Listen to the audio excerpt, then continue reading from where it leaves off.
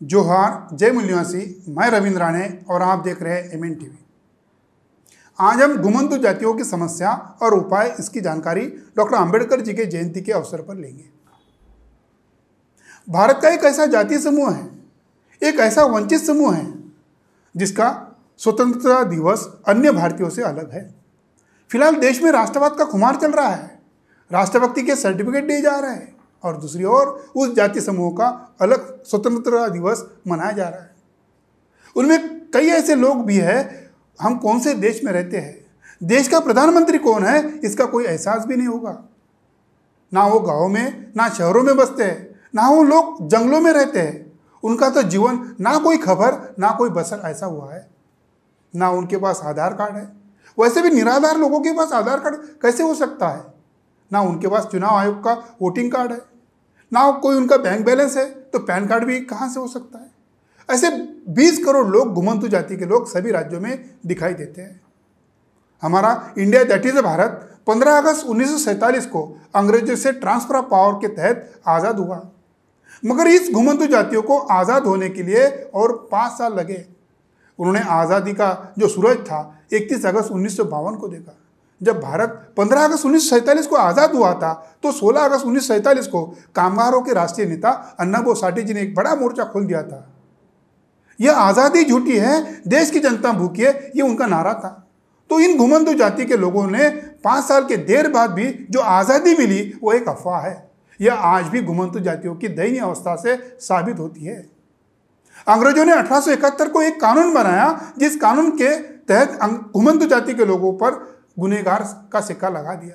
दीवार फिल्म में अमिताभ बच्चन के हाथों पर लिखा जाता है कि मेरा बाप चोर है, मगर इस घुमंतु जाति के सभी लोगों के सिर पर गुनहगार होने का सिक्का लगाया था। अंग्रेजों ने दुनिया में जिनका सिविलाइजेशन नहीं हुआ था, ऐसे जिप्सी प्रवृत्ति के लोग थे जिनका कोई भी मांसाहार करने का दिक्कत नहीं थी, वह समूहों में रहते थे, चोरी डकैती करते थे, जो कुत्ते और सुअरों जैसे बच्चे पैदा करते थे। तो यह लोग भारत में वही जिप्सी लोग हैं, ये समझकर गुनहगार लोग हैं। वास्तव में घुमंतु जाति के लोगों को घुमंतु बनाने में इस देश का तो वैसे मनु महाराज का भी कानून काम किया है। यही वो लोग हैं विदेशी आक्रमणकारी ब्राह्मणों के सामने झुके नहीं, जो झुके वो लोग ब्राह्मण धर्म के गुलाम बनकर रह गए। उन्होंने अपनी विरासत भुला दिया होगा। आदिवासी समुदाय जंगलों में चला गए, मगर यह घुमंतु जाति के लोगों ने गाँव में उस समय तक क्षुद्रातिक्षुद्र जो लोग हैं, जो ब्राह्मण धर्म से समझौता न करते हुए अपनी भाषा सभ्यता को आज भी सुरक्षित रखा। आज़ादी के पहले 1857 के गदर में इन्हीं घुमंतु जाति के लोगों ने अंग्रेजों के साथ संघर्ष किया। इन समुदाय ने संयुक्त प्रांत, मध्य प्रांत, Berar, Bombay presidency, Madras presidency, Bengal presidency के अंतर्गत आने वाले सभी इलाकों में अंग्रेजों के विरुद्ध सशस्त्र विरोध किया। 1857 के दौरान तत्कालीन संयुक्त प्रांत, मध्य प्रांत, दिल्ली, मेरठ क्षेत्र में लोध, लोधा, लोधी, केवट, मल्लाह, खटीक, पासी, गौड़, गुर्जर समुदाय ने ब्रिटिश सत्ता के विरुद्ध भीषण सशस्त्र विद्रोह किया।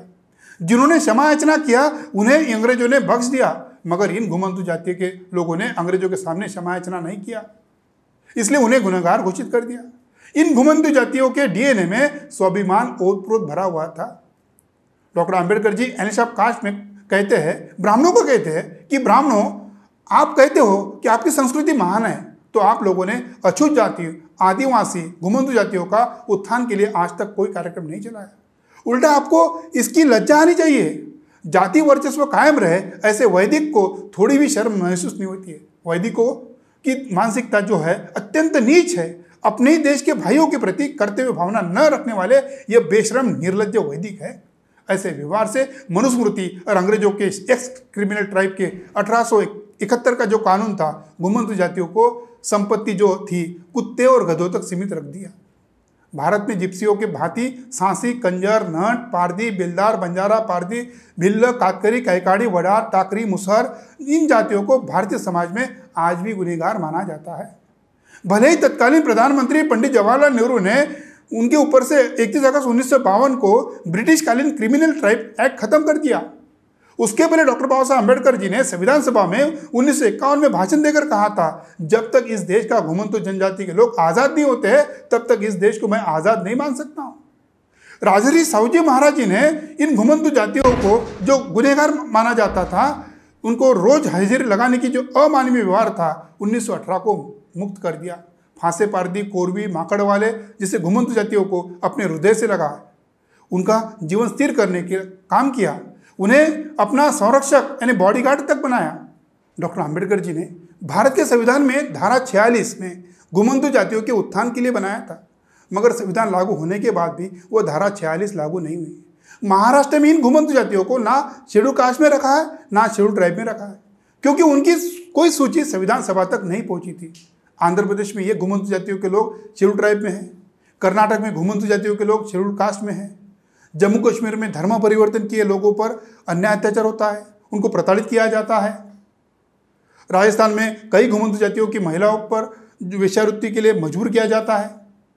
अब ऐसे घुमंतु जातियों के लोगों की ब्राह्मण धर्म की जो मानसिकता है, उन लोगों ने उनकी अन्न वस्त्र निवारा की व्यवस्था करना चाहिए था, उन्हें शिक्षा, नौकरी, राजनीतिक प्रतिनिधित्व देना चाहिए था। डॉक्टर आम्बेडकर जी ने संदेश दिया था, शिक्षित करो, संगठित करो, संघर्ष करो, मगर उन्हें इस सारी व्यवस्था से दूर रखा गया, तो ये संदेश किस काम का? उन पर दिनों दिन अन्याय अत्याचार बढ़ रहा है।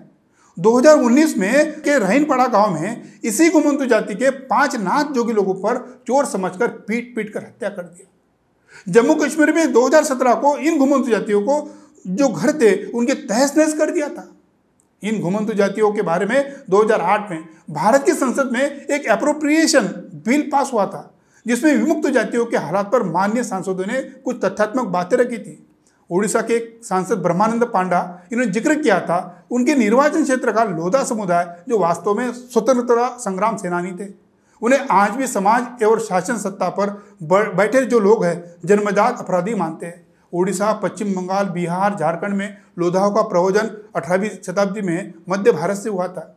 सांसद का लोधाओं के बारे में स्वतंत्र योद्धाओं संबंधी वक्तव्य गुर्जर, केवट, मल्लाह, भर, पासी, खटीक, सांसी, सहरिया आदि समुदाय को लागू होता है। भारत सरकार ने विमुक्त घुमंतु जनजाति उत्थान हेतु सुझाव के लिए एक राष्ट्रीय विमुक्त एवं घुमंतु जनजाति आयोग, हिदायती आयोग का गठन किया था, जिसने अपनी रिपोर्ट सामाजिक न्याय और अधिकारिता मंत्रालय 8 जनवरी 2018 को सौंप दी। सामाजिक न्याय एवं अधिकारिता मंत्रालय ने आयोग की 20 सूत्री सिफारिश पर संबंधित 22 मंत्रालय, आयोग, विषयों के विशेषज्ञ और समस्त राज्य सरकारों तथा नीति आयोग से राय मांगी। कर्मवीर की उपाधि से विभूषित आयोग के अध्यक्ष दादा इदाते और उनके संगठन के कार्यकर्ता आयोग की अपनी रिपोर्ट लागू करने के लिए प्रयास कर रहे हैं, मगर आज तक लागू नहीं हुई। केंद्र सरकार ने 2019 लोकसभा चुनाव के ध्यान रख के आर्थिक रूप से पिछड़े 8 लाख रुपए तक वार्षिक आय वाले सवर्णों को 10% आरक्षण आनन फानन में लागू कर दिया। उसके लिए ना कोई आयोग, ना कोई चर्चा, ना कोई मोर्चा, फिर भी आयोग लागू हो गया।